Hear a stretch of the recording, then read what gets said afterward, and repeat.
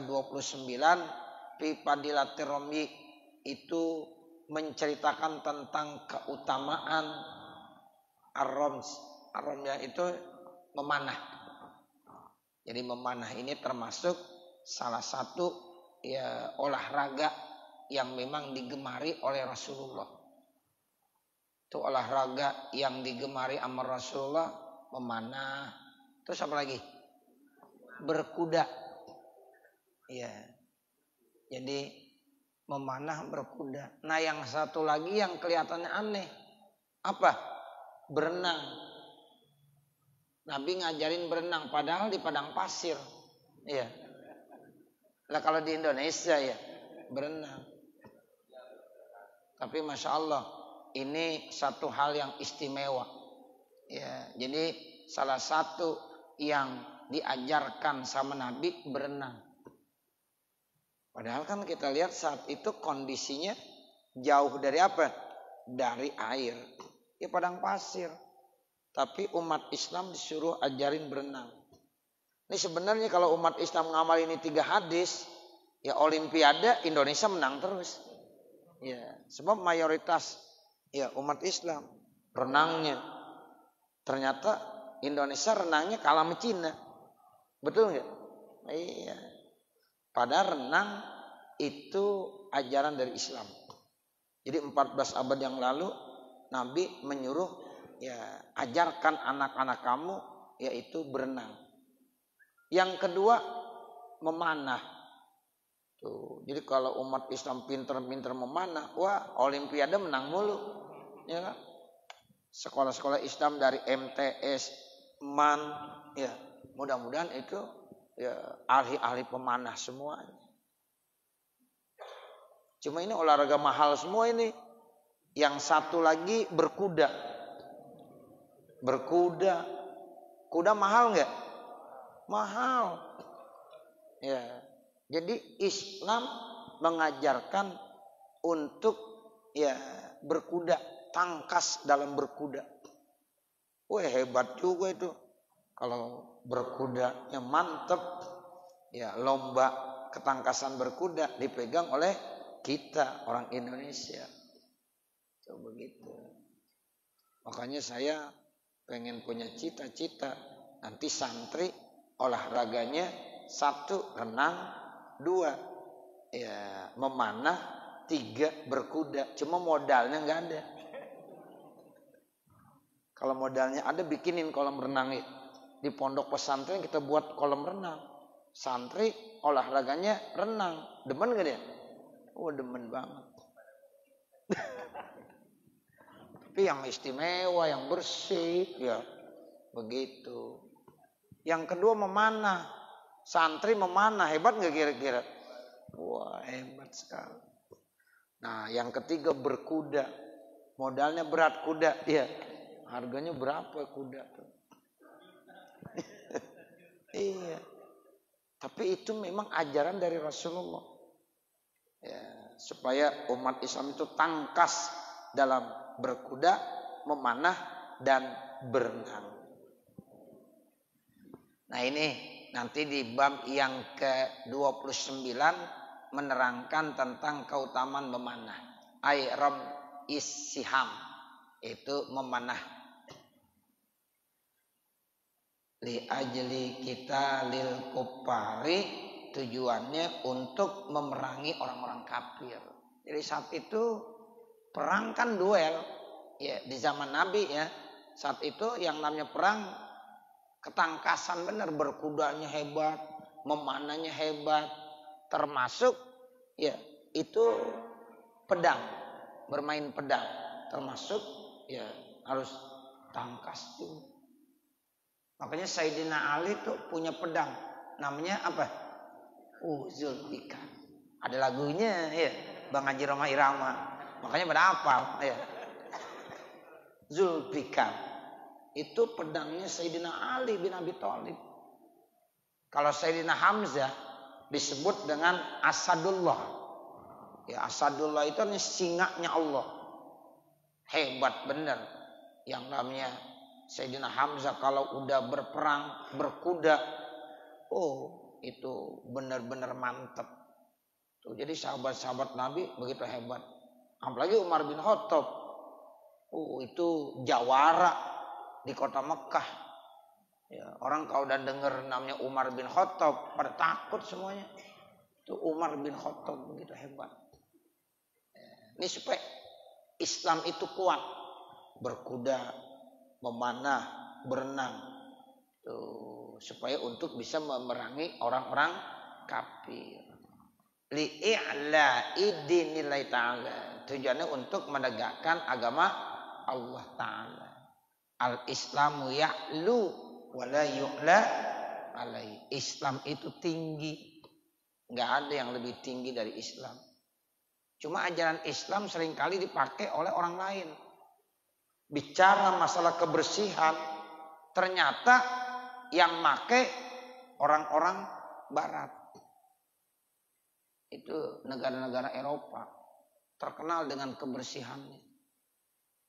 Tapi negara-negara Islam terkenal dengan joroknya. Iya. Budaya antri di Eropa ya itu benar-benar ya direalisasikan. Tapi di negara-negara Islam itu nggak ada. Ya. Nggak ada yang mau antri gitu. Main sodok-sodokan mulu, ya kan? Jadi Islam itu ya'lu wa la yu'la alaih. Islam itu tinggi, nggak ada yang lebih tinggi lagi.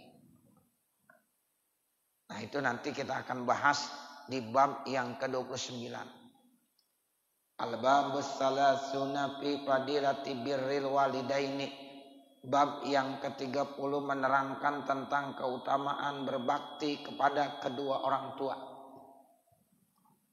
Nanti di bab yang ke-30 kita akan bahas secara detail terkait tentang fadilah, keutamaan ya, berbakti kepada kedua orang tua. Itu namanya birrul walidain.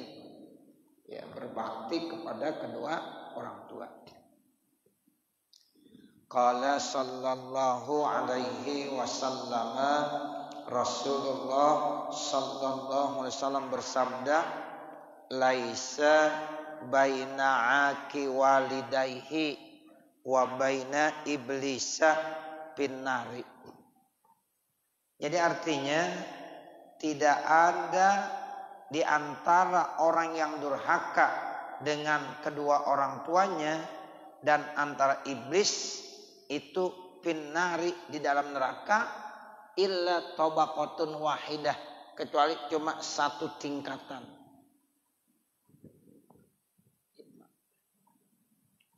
Jadi antara iblis dengan orang yang durhaka kepada kedua orang tuanya itu nanti di neraka sama-sama, bedanya cuma satu lantai. Ya, bedanya cuma satu tingkatan. Iblis sama orang yang durhaka sama orang tuanya itu sama-sama di neraka, bedanya cuma satu lantai. Iya, ya Allah. Berarti dekat kan ya? Dekat sekali. Makanya jangan sampai kita durhaka sama orang tua kita. Kita dianjurkan untuk birrul walidain. Berbakti kepada kedua orang tua kita. Kan dalam Al-Quran jelaskan tuh. Ayatnya kita udah pada hafal semuanya. Wa qada rabbuka alla ta'budu illa iyyah wa bil walidaini ihsana. Tuh. Wa qada rabbuka, dan Tuhanmu telah memerintahkan kepada kamu alla ta'budu illa iyyah, agar jangan kamu menyembah kecuali kepada Allah. Wabil walidaini ihsana, dan berbuat baiklah kepada kedua orang tua. Itu begitu. Ya, jadi kita disuruh birrul walidain, bakti kepada kedua orang tua. Lawanannya birrul walidain apa? Akul walidain. Akul walidain itu artinya apa? Durhaka sama orang tua. Nauzubillah min zalik. Jangan sampai itu kita durhaka sama orang tua kita. Kenapa? Karena nanti iblis sama orang yang durhaka sama orang tuanya sama-sama di neraka. Bedanya cuma tipis, satu lantai doang. Ya, itu begitu. Tapi kalau pengen teman sama iblis ya begitu emang. Ya, tetangga dah. Tetangga di mana? Di neraka. Nauzubillah min zalik. Kemudian walaisa baina bari walidayhi, dan tidak ada antara orang yang berbakti kepada kedua orang tuanya, wa bainal anbiya, dan antara para nabi, fil jannati, dalam surga, illa darajatan wahidatan, kecuali satu derajat. Nah, kalau orang yang berbakti kepada orang tuanya itu di dalam surga nanti sama-sama dengan para nabi. Bedanya cuma satu derajat doang.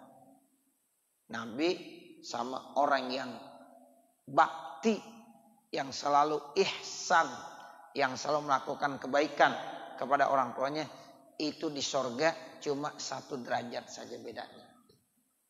Fahuwa jarul anbiya. Jadi orang yang berbakti sama orang tuanya nanti dia menjadi tetangganya para nabi fil jannati, di dalam surga. Ini kita contoh aja nih, kumpul di sini kan bertetanggaan kita.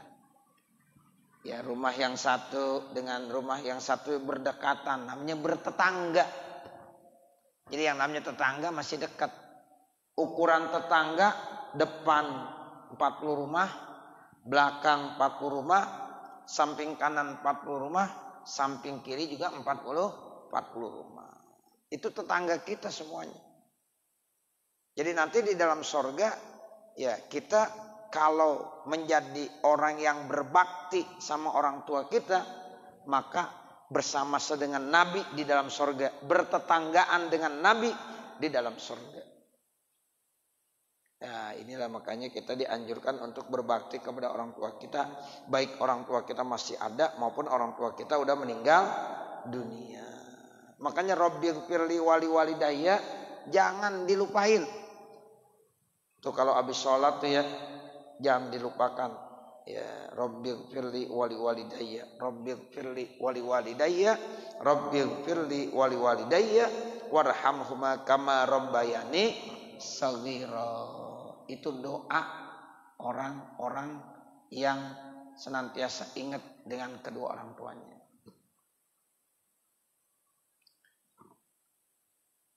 Al-babul hadi wassalasun fi fadilati tarbiyatil auladi. Kemudian bab yang ke-31 menerangkan tentang keutamaan tarbiyah, mendidik anak-anak. Jadi kita sebagai orang tua nanti punya nilai tersendiri, keutamaan tersendiri pada saat kita mendidik anak-anak kita. Tapi jangan salah mendidiknya. Ya, nanti ada nih dalam hadis ini ya dibahas keutamaan mendidik anak-anak. Qala sallallahu alaihi wasallam, Rasulullah sallallahu alaihi wasallam bersabda, man razaqahullahu waladan walam yu'allimhul qur'ana illa kana kullu zanbin ya'maluhul walad ala abihi. Ini kata Nabi, ini perhatiin. Siapa-siapa yang alokasi anak, itu namanya rezeki. Jadi anak rezeki. Setelah kita berkeluarga, kemudian kita dikasih anak, itu rezeki itu. Ya, ini namanya marrazaqahullahu waladan.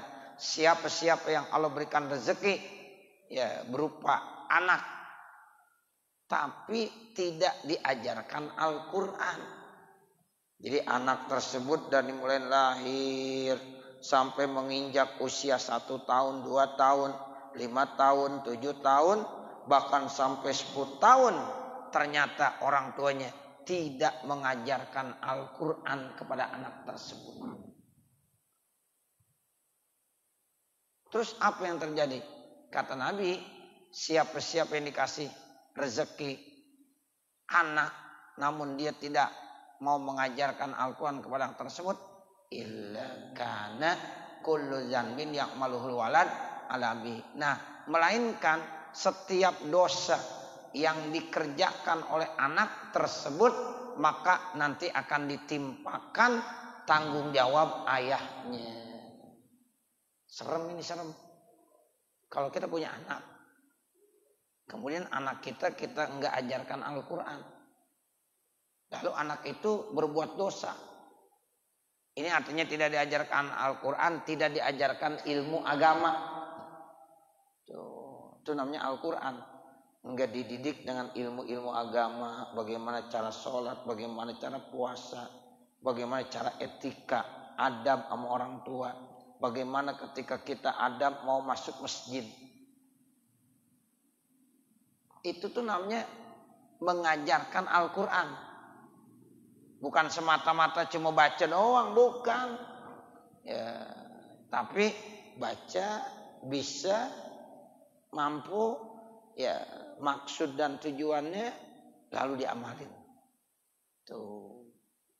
Jadi kalau seandainya ada orang tua dikasih anak, dikasih rezeki berupa anak, tapi dia tidak pernah diajarkan Al-Quran, kecuali apabila anak itu berbuat dosa, maka ya itu nanti akan ditimpakan kepada bapaknya. Serem berarti. Anak yang berbuat dosa, ya ayahnya yang bertanggung jawab. Kenapa? Karena orang tua itu tidak mengajarkan Al-Quran, tidak mengajarkan pendidikan agama kepada anak-anaknya. Makanya kita yang udah dikasih amanah punya anak, tolong anak itu dididik dengan ilmu agama.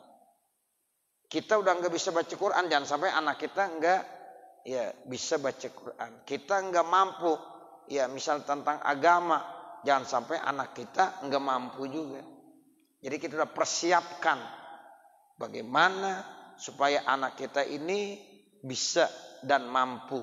Jangan seperti kita orang tuanya. Nah apalagi kalau orang tuanya udah pinter, ya anak ya harus lebih pinter lagi dari orang tuanya. Orang tua baru S1, ya anak harus S2. Orang tua S2, anak harus S3. Kalau orang tuanya udah S3, anak harus S kemong. Iya. Nah, begitu. Jadi anak tuh harus lebih pinter. Sebab masa kemari enggak lagi seperti masa-masa kita. Terus masa yang akan datang, yang akan dihadapinya berbeda lagi. Ini sekarang aja kita udah terasa persaingan ya Pak ya. Persaingan udah terasa banget. Sehingga anak-anak harus ya benar-benar ya itu dipersiapkan. Pendidikannya harus dipersiapkan dengan baik. Nah seperti itu. Sehingga nanti dia bisa dan mampu bersaing dengan yang lainnya. Ya Allah, ada orang tua bilang begitu. Nah, saya nggak bisa ngaji, tapi mudah-mudahan kamu yang bisa ngaji. Itu begitu. Nah, kalau saya ya SD aja kagak lulus, tapi kamu harus sarjana. Begitu seterusnya. Ya, jadi orang tua ingin memberikan yang terbaik buat anak-anaknya. Tapi ingat, agama itu yang paling penting. Buat apa anak kita pinter matematika, pinter fisika, pinter kimia, tapi enggak pinter dalam masalah agama. Disodorkan Al-Quran suruh baca kagak bisa. Apalagi kitab-kitab gundul. Ya, yang gondrong aja kagak bisa. Bagaimana yang gundul?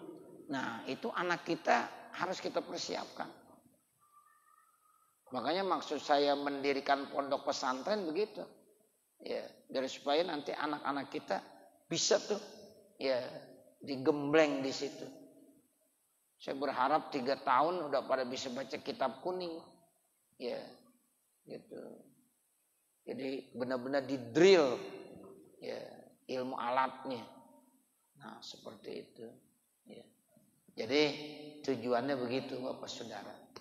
Sebab ini ngeri ini hadis. Ya, jadi kalau seandainya Allah kasih kita rezeki berupa anak. Ya, ini anak bisa anak laki, bisa anak perempuan. Kemudian tidak diajarkan Al-Quran. Artinya tidak diajarkan agama yang mengenal Allah.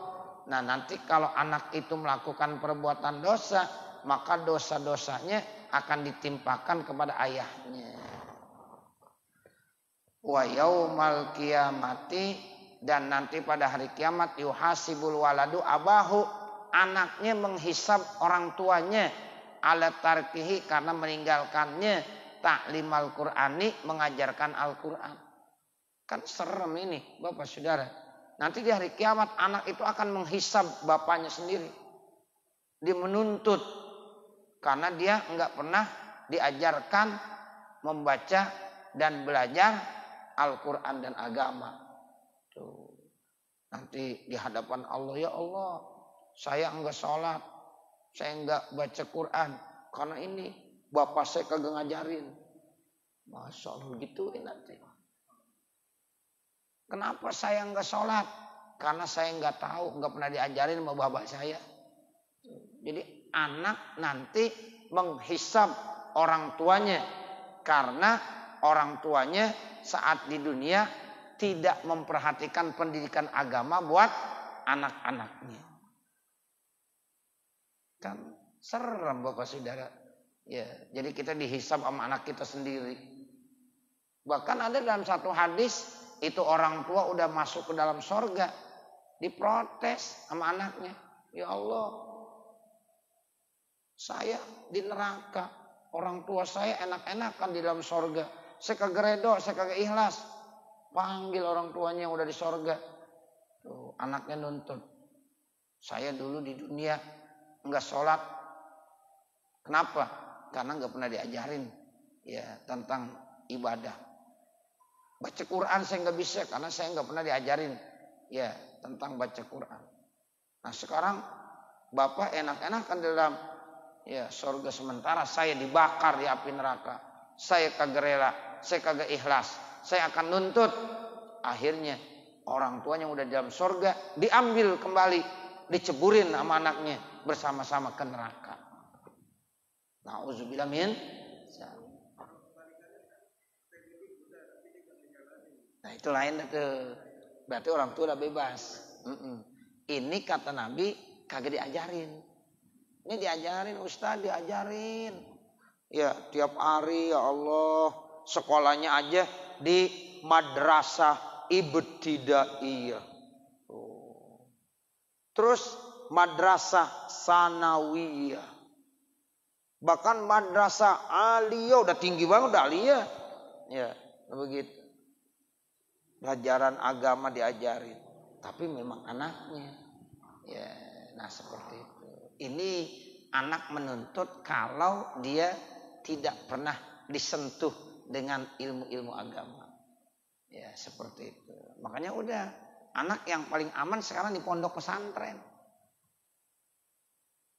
Kita kalau anak-anak kita bisa ngaji, kita senang Bapak Saudara, senang sekali. Ya jadi ini yang dimaksud, anak akan menuntut di hari kiamat kepada orang tuanya. Karena anak itu dibiarkan saja waktu hidup di dunia, enggak pernah diajarkan ya Al-Quran. Wa yaqdillahu lahu alaihi, maka Allah memutuskan buatnya atas tuntutan anak tersebut. Wa kana ya alayya yaqulu, dan wa kana aliyun yaqulu, dan adalah Sayyidina Ali pernah berkata. Nih Sayyidina Ali bilang begini. Allimu auladakumul Qur'ana. Ajarkan anak-anak kamu Al-Quran. Tadkhulul jannata bisyafa'atihim. Niscaya kamu semuanya akan masuk ke dalam surga dengan syafaat mereka. Yaumal kiamati, pada hari kiamat. Begitu. Makanya Sayyidina Ali bilang, Ajarkan anak-anak kamu Al-Quran. Nanti kamu akan masuk surga dengan syafaat mereka di hari kiamat. Tuh, jadi Al-Quran penting banget ajarkan. Ajarkan. Jangan sampai anak-anak kita enggak bisa baca Al-Quran. Ini kita udah zaman merdeka. Ya, zamannya udah maju. Ya, guru ada di mana-mana. Ya, sehingga tinggal pilih saja. Ya, sebagai orang tua harus membimbing. Ya, itu memberikan arahan-arahan ya terkait ya bahwa zaman sekarang ini harus selalu pinter. Apalagi Al-Quran itu pedoman hidup kita. Ya, harus bisa. Itu makanya ada hadis begitu. Ya, hadis bunyinya bahwa alimu auladakum Al-Quran. Ajarkan anak-anak kamu ya tentang Al-Quran. Nanti kamu akan masuk ke dalam surga bisyafaatihim dengan syafaat mereka para nabi.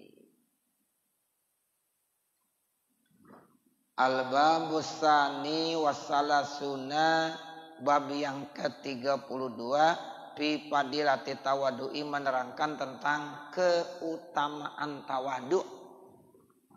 Tawadu itu artinya orang kagak sombong, itu tawadu. Lawannya takabur. Kita disuruh sama orang-orang tua kita pakai ilmu padi. Gimana ilmu padi, saudara? Itu padi. Kalau enggak ada isinya tinggi nih. Tapi kalau ada isinya semakin nunduk. Isinya semakin banyak semakin nunduk. Ya, ada lagi nunduk lagi sampai bawah. Semakin berisi semakin menunduk. Coba lihat padi. Udah waktunya berisi, udah ada gabahnya, udah menguning. Wah, udah pada tawadu semuanya. Akhirnya ya Allah angkat, Allah muliakan orang yang tawadu itu. Rafa'ah, diangkat, ya diangkat sama Allah Subhanahu wa Ta'ala. Jadi kita ini dianjurkan sebagai manusia suruh tawadu, ya rendah hati. Qala Rasulullah sallallahu alaihi wasallam, Rasulullah sallallahu alaihi wasallam bersabda, ma zadallahu 'abdan bi'afwin illa izza wa ma tawadda'a ahadun lillahi illa rafa'ahullah. Nih Nabi bilang dalam hadisnya, Allah tidak akan ya menambahkan kepada hambanya pemaaf kecuali dia dimuliakan. Jadi kalau ada hamba Allah tuh punya sifat pemaaf, itu bukan rendah, bukan, malah jadi mulia. Allah kasih kemuliaan. Ya, jadi kalau seandainya kita ya suka merendahkan, enggak mau sombong, itu malah bagus, nanti Allah akan muliakan. Tapi orang kalau udah ngaku bener aja, belum tentu apa? Benar. Tapi kalau orang ngaku salah, ya Allah saya banyak banget salah, kira-kira benar gak dia salah? Belum tentu. Itulah tawadunya. Makanya kita setiap berdoa ngakuin, Allahumma inni zulamtu nafsi zulman katsira la yaghfiruz dzunuba illa. Jadi artinya kita disuruh istighfar, mohon ampunan. Tuh. Memberikan maaf itu bukan hal yang jelek, bukan hal yang hina, tetapi memberikan maaf itu adalah perbuatan yang terpuji, sehingga nantinya dia akan dikategorikan orang yang dapat kemuliaan. Izzan itu artinya kemuliaan. Wa ma tawadda'a ahadun lillahi, dan tidaklah seseorang tawadu ya lillahi karena Allah illa rafa'ahullah, kecuali ya nanti akan diangkat oleh Allah Subhanahu wa Ta'ala. Orang yang tawadu itu akan diangkat derajatnya. Man tawadu'a rafa'ah. Siapa-siapa yang tawadu, nah itu nanti akan diangkat ya oleh Allah Subhanahu wa taala. Itu ada dua ya, Saudara. Pertama, ya kita memberikan maaf. Ternyata orang yang memberikan maaf bukan mulia, ya bukan hina, tapi malah jadi apa? Mulia. Terus yang kedua, tawadu. Tawadu, pasti Allah akan angkat. Ya, jadi jangan ya sampai kita nggak tawadu. Kita ini jadi manusia semakin banyak yang kita miliki semakin tawadu. Ilmu yang manfaat begitu, bukan menyombongkan dirinya. Semakin ilmunya banyak, semakin dia tawadu. Ya, semakin dia tawadu. Ternyata orang yang tawadu diangkat. Man tawadu'ah rafa'ah. Siapa yang tawadu diangkat sama Allah Subhanahu wa ta'ala.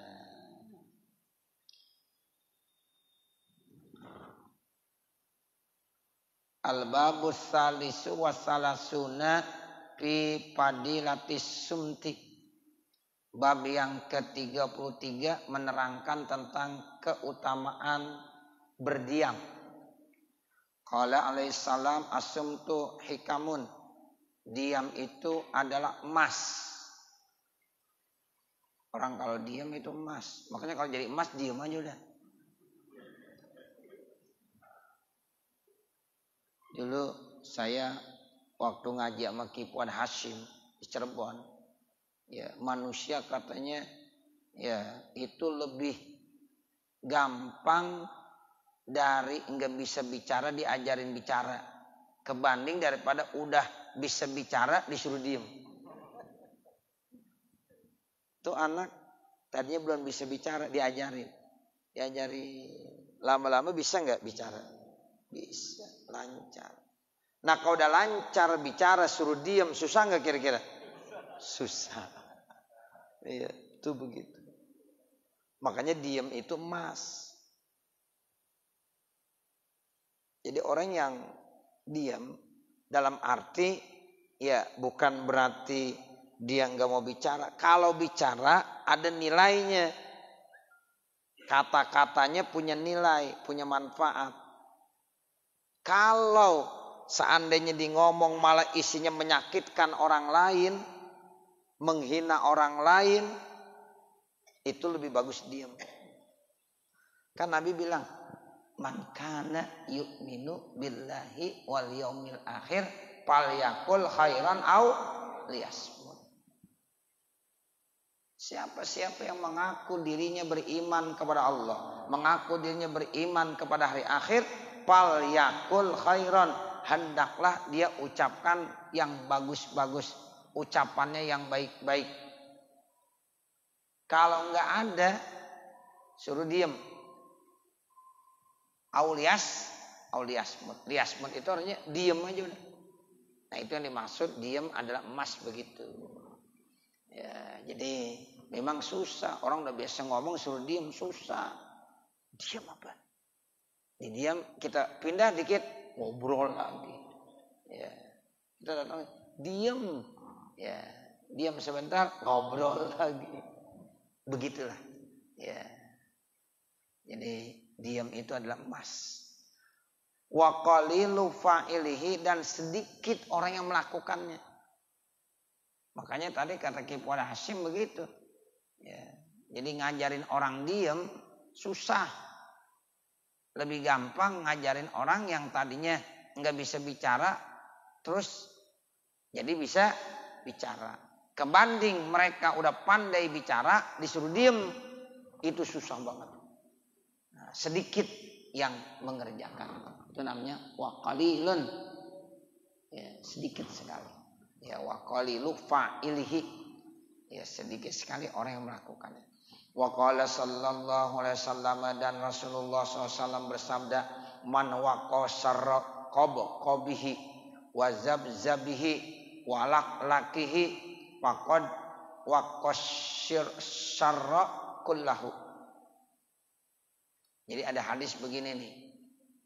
Rasulullah bersabda, siapa yang terjaga dan terpelihara kejahatan perutnya dan kejahatan farjinya, serta kejahatan mulutnya.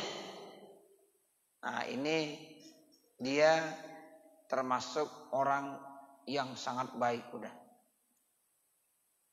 Pasti faqad waqqa syarra kullahu, pasti Allah akan menutupi, membentengi semua kejahatan-kejahatan. Tuh begitu. Jadi ada 3 nih yang paling penting. Pertama, kita jaga perut kita. Yang kedua, kita jaga farji kita, kemaluan kita. Yang ketiga, kita jaga lisan kita. Itu kalau udah kita jaga, berarti kita akan terjaga dari berbagai macam kejahatan. Tuh. Sebab kan orang melakukan perbuatan dosa maksiat dari 3 itu. Gara-gara perut. Ini ngurusin perut, orang bisa ribut, bisa berantem gara-gara perut. Bisa berebut jabatan ya. Iya, gara-gara mikirin perut. Makanya perut jangan dipikirin. Ya. Tuh, banyak tuh. Karena ngikutin perut. Orang bisa korupsi, merugikan orang lain, zolim, gara-gara mikirin perut. Yang kedua, suruh jaga farji kita. Ya, kemaluan kita. Sebab banyak orang berbuat dosa gara-gara kemaluan. Berbuat zina. Ya, itu gara-gara ya, dia nggak bisa menjaga farjinya. Nah, yang ketiga, jaga mulut, lisan. Banyak orang yang tidak selamat gara-gara apa? Lisan. Makanya Imam Al-Ghazali punya pendapat bahwa yang paling tajam dalam hidup dan kehidupan kita ini sebenarnya apa? Lidah, bukan pisau, bukan pedang, bukan golok, tapi lidah. Lidah lebih tajam kebanding daripada pisau. Tuh, makanya Nabi bilang, ini nih kalau kita udah bisa jaga kemaluan kita, kita sih bisa jaga perut kita, kita udah bisa jaga mulut kita, kita udah bisa jaga, selamat udah kita. Selamat dari berbagai macam kejahatan. Sebab memang sumber kejahatan maksiat dari 3 ini nih Bapak Saudara.